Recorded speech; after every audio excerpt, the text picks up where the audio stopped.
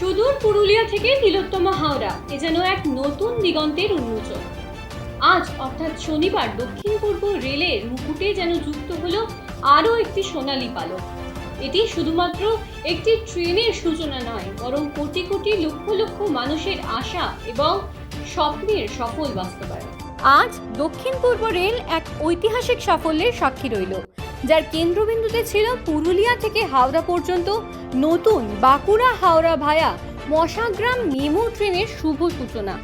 দেশের পরিবহন ব্যবস্থায় এক নতুন দিগন্ত উন্মোচন করে হাওড়ার সাঁতরাগাছি স্টেশনে আয়োজিত এক জাঁকজমকপূর্ণ অনুষ্ঠানে ট্রেনের পতাকা প্রদর্শন করলেন স্বয়ং ভারতের রেলমন্ত্রী শ্রী আশ্বিনী বৈষ্ণব।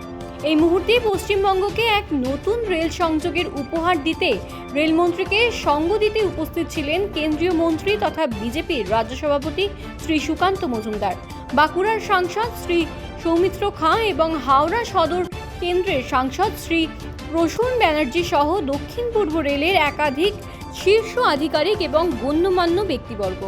এই নতুন পরিষেবা পুরুলিয়া, বাঁকুড়া এবং হাওড়ার মধ্যে যোগাযোগকে আরও সুগম করবে, যা এই অঞ্চলের সাধারণ মানুষের দীর্ঘদিনের প্রত্যাশা পূরণ করবে এবং অর্থনৈতিক উন্নয়নে নতুন গতি আনবে বলে আশা করা হচ্ছে।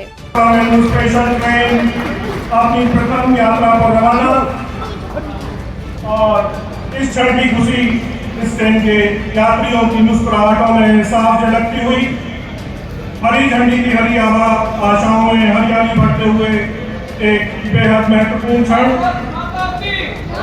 भारत माता की जय।